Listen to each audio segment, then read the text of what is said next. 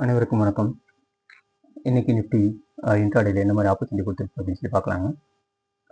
நான் வழக்கம் போல் நிஃப்டியில் 5 மினிட் சார்ட்டில் இருக்கேன். ஓகே, இன்னைக்கு பார்த்தீங்க அப்படின்னா மார்னிங் நிஃப்டி எக்ஸ்பைரிலே இன்னைக்கு மந்த்லி எக்ஸ்பைரி ஓகேங்களா. ஸோ ஓப்பனிங்லேயே வந்து நல்லா இறக்கி விட்டுருக்காங்க. இறக்கி விட்டு சில பொசிஷன்ஸ் வந்து க்ளோஸ் பண்ணியிருக்காங்க ஓகேங்களா. அதாவது ஷார்ட் பண்ண பொசிஷன்ஸு கவர் பண்ணியிருக்காங்க. ஓகே, அதுக்கப்புறம் இமீடியட்டாக பையர்ஸோட கண்ட்ரோலும் வந்திருக்கு. நல்ல ஒரு புல்லிஷ் கேண்டில் வந்திருக்கு ஃபர்ஸ்ட் டைம். ஓகே, இது எஸ்டர்டே லெவல்லேருந்து ஒரு சப்போர்ட் எடுத்தும் வந்திருக்கு. ஓகே, ஆனால் என்னதான் இருந்தாலும் இன்னைக்கு மந்த்லி எக்ஸ்பைரி டிஃப்ரெண்ட் டைம்ஸில் டிஃப்ரெண்ட் பீப்புள் வந்து அந்த செல்லிங் கண்ட்ரோல் பண்ணிகிட்டு இருப்பாங்க ஓகேங்களா. ஒரு சிலர் பொசிஷன்ஸை மார்னிங்கே க்ளோஸ் பண்ணியிருக்கலாம். ஒரு சில பொசிஷன்ஸை ஹோல்ட் பண்ணி எண்டிங் வரைக்கும் வச்சுருந்து நல்ல டிபிஆர் வரைக்கும் வச்சுருந்து அதுக்கப்புறம் க்ளோஸ் பண்ணுவாங்க. ஓகே, ஸோ ஓவராலாக எக்ஸ்பைரியில் மேக்ஸிமம் செல்லர்ஸ் கண்ட்ரோல் இருக்கும் ஓகேங்களா. அது ஜென்ரல் ரூல். ஓகே, இப்போது ஃபஸ்ட்டு 5 மினிட் கேண்டில் வந்ததுக்கப்புறம் அது நீங்கள் பார்த்தீங்க அப்படின்னா சிபிஆர் லெவலுக்கு மேலே இருக்குது. டாப் சிபிஆரோட டாப் லைன்லேருந்து மேலே க்ளோஸ் ஆகிருக்கு. அதுக்கப்புறம் திரும்ப அந்த இடத்துலேருந்து சப்போர்ட் எடுத்துருக்கு. பட் உங்களுக்கு பார்த்தீங்க அப்படின்னா இது வந்து ஒரு 25,080. நேற்று வந்து ஒரு 25,125 லெவல்லே வந்து கண்ட்ரோல் பண்ணிட்டு இருந்தாங்க. ஓகே, ஸோ இங்கேருந்து நம்ம என்ட்ரி எடுத்தாலும் திரும்ப இந்த லெவல் இதுலேருந்து ஒரு ஃபியூ பாயிண்ட்ஸ் தான் மேலே மூவ் ஆகும். அதுக்கு மேலே கண்ட்ரோல் பண்ணிடுவாங்க. அப்படிங்கிறனால மந்த்லி எக்ஸ்பைரி வந்து ரொம்ப வாலட்டைலாகவும் இருக்கும்.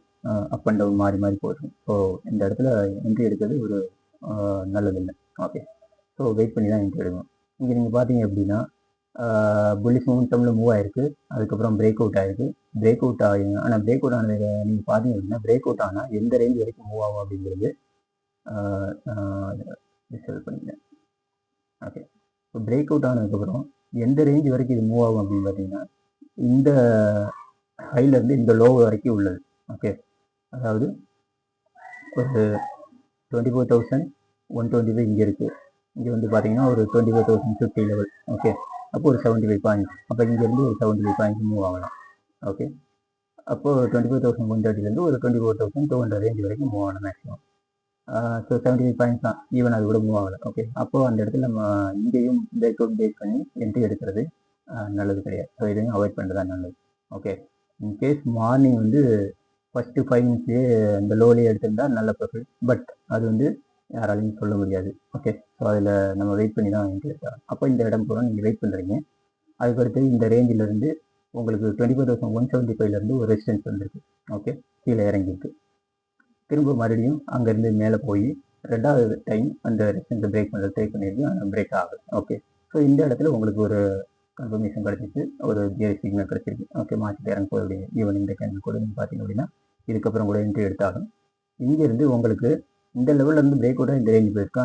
அப்போது இறங்கும்போது இந்த லெவலையும் தாண்டி கீழே போய் திரும்ப இந்த லோ லெவலுக்கும் வரைக்கும் போகிறதுக்கு வாய்ப்பு இருக்குது. அப்போ இந்த சைடு உங்களுக்கு மினிமம் 100 பாயிண்ட்ஸ்லேருந்து 100 பாயிண்ட்ஸ்க்கு மேலேயும் கீழே டவுன் சைடு வர்றதுக்கு வாய்ப்பு இருக்குன்றனால இதுதான் வந்து உங்களுக்கு ஒரு நல்ல என்ட்ரி.